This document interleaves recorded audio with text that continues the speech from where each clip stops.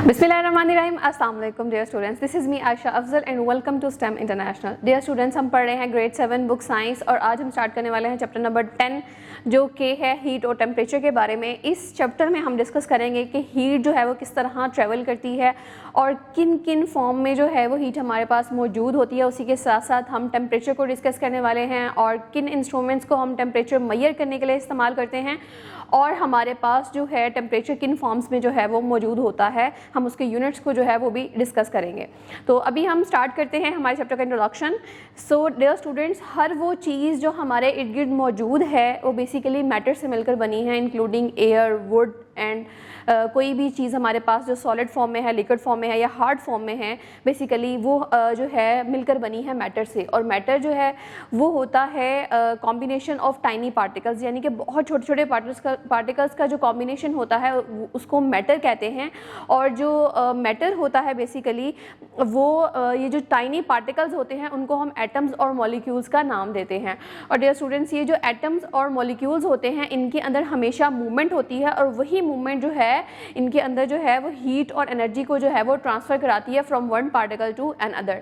Dear students, जब substance जो है, कोई भी सब्सटेंस जो है वो हीटअप होता है, यानी कि जैसे ही किसी सब्सटेंस को जो है वो हीट मिलती है तो उसके अंदर जो मौजूद पार्टिकल्स हैं उनकी जो मूवमेंट है वो बहुत ज़्यादा इंक्रीज़ हो जाती है। वो इंक्रीज़ होने की वजह से उसमें जो एनर्जी मौजूद है जिसको काइनेटिक एनर्जी कहा जाता है वो भी इंक्रीज़ होती है। और जिस तरह जो है वो सब्सटेंस हीट को जो है वो लॉस करता जाता है उस तरह जो है वो मूवमेंट पार्टिकल्स की वो भी स्लो होती जाती है और काइनेटिक एनर्जी जो है वो भी रिड्यूस होती जाती है।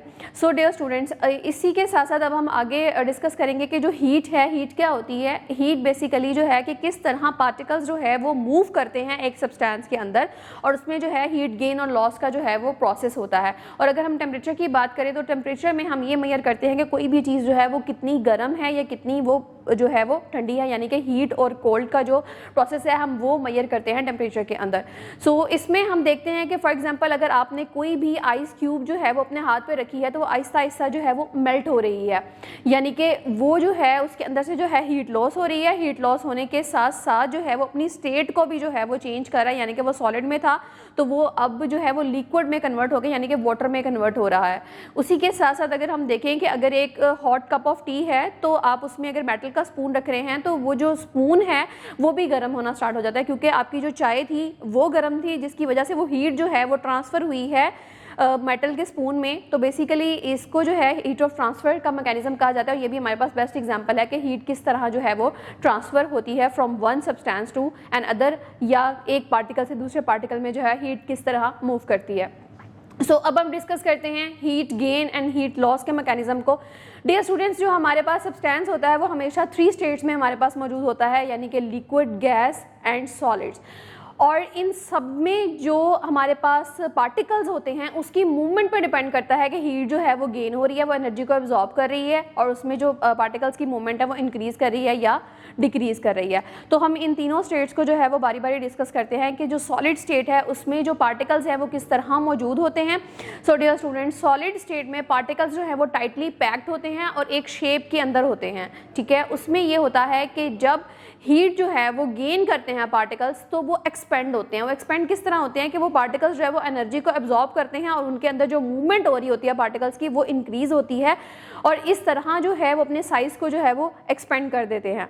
और अगर हम लिक्विड स्टेट की बात करें तो उसमें जो पार्टिकल्स होते हैं वो टाइटली पैक नहीं होते, वो एक दूसरे थोड़े थोड़े डिस्टेंस पे मौजूद होते हैं और उसमें जो है काइनेटिक एनर्जी भी इसी तरह इंक्रीज़ होती है कि जब पार्टिकल्स जो है एनर्जी को एब्जॉर्ब करते हैं तो उनकी मूवमेंट जो है वो मज़ीद फास्ट हो जाती है। और अगर हम इसके बरक्स गैसेस की बात करें तो उसमें तो बहुत डिस्टेंस पे जो है वो पार्टिकल्स मौजूद होते हैं और उनके अंदर जो है वो एनर्जी एब्जॉर्ब होने के बाद ही जो है वो ये प्रोसेस स्टार्ट होता है कि एनर्जी एब्जॉर्ब होगी, पार्टिकल्स की मूवमेंट इंक्रीज़ होगी, पार्टिकल्स की मूवमेंट इंक्रीज़ होने के बाद जो है वो काइनेटिक एनर्जी भी इंक्रीज़ होगी और हीट जो है वो एब्जॉर्ब हो जाती है।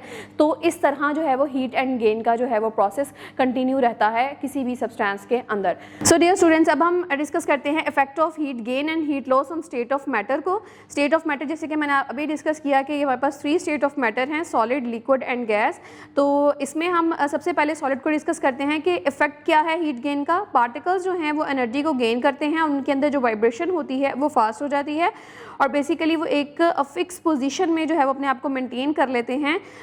और अगर हम इस प्रोसेस को देखें तो इसमें जो भी हमारे पास सब्सटेंस मौजूद होगा वो अपनी स्टेट को चेंज करेगा। फॉर एग्जांपल अगर वो चीज़ सॉलिड में थी तो हीट जो है वो गेन करने के बाद वो लिक्विड में कन्वर्ट हो जाएगी।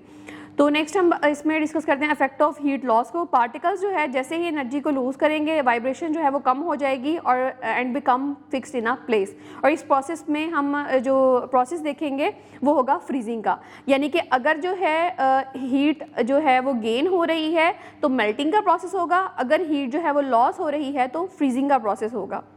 नेक्स्ट हम डिस्कस करते हैं सेकेंड स्टेट को जो कि है लिक्विड। लिक्विड में पार्टिकल्स जो हैं वो फास्टर मूव करते हैं और basically and some escape into the air as a gas. तो इसमें जो प्रोसेस होगा वो वेपोरेशन होगा, यानी कि हमारे पास अगर लिक्विड स्टेट में वाटर मौजूद है तो जब हम इसको हीटअप करेंगे और वो जो वाटर है वो हीट को गेन करेगा तो वो अपनी स्टेट को चेंज कर लेगा, यानी कि वो लिक्विड में मौजूद है तो वो किस में कन्वर्ट हो जाएगा, गैस के अंदर। और अगर वो हीट को अगेन अब लॉस करेगा तो पार्टिकल्स जो है वो एनर्जी को लूज कर देंगे और स्लोली जो है वो एक दूसरे के करीब आकर वो उस चीज़ को कम्पैक्ट फॉर्म में यानी कि सॉलिड फॉर्म में कन्वर्ट कर देंगे। और इस प्रोसेस को हम फ्रीजिंग या कंडेंसेशन भी कह सकते हैं, जिसके अंदर जो है वो लिक्विड अगेन सॉलिड स्टेट के अंदर कन्वर्ट होता है। लास्ट हम डिस्कस करते हैं गैस के बारे में। गैस में होता है कि पार्टिकल्स जो है वो एनर्जी को गेन करते हैं और इवन उनकी जो स्पीड होती है वो और फास्टर हो जाती है और ये गैस को जो है वो स्प्रेड आउट करना स्टार्ट कर देते हैं और गैस जो है वो फिर एक्सपेंड हो जाती है।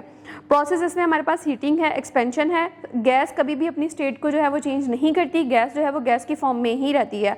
और अगर जो है हीट जो है गैस के अंदर लॉस हो रही है तो पार्टिकल्स जो है वो एनर्जी को आहिस्ता आहिस्ता लूज़ करेंगे और एक दूसरे के करीब आएंगे तो बेसिकली एक लिक्विड की फॉर्म जो है वो आ जाएगी। तब जब हीट जो है वो लॉस हो रही है, जब वो गेन होगी तब कोई स्टेट चेंज नहीं होगी, जब लॉस होगा तो तब स्टेट चेंज हो सकती है।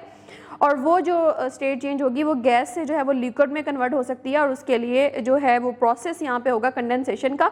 और अगर गैस से जो है सॉलिड में चीज़ कन्वर्ट हो रही है तो वो प्रोसेस होगा डेपोजिशन का।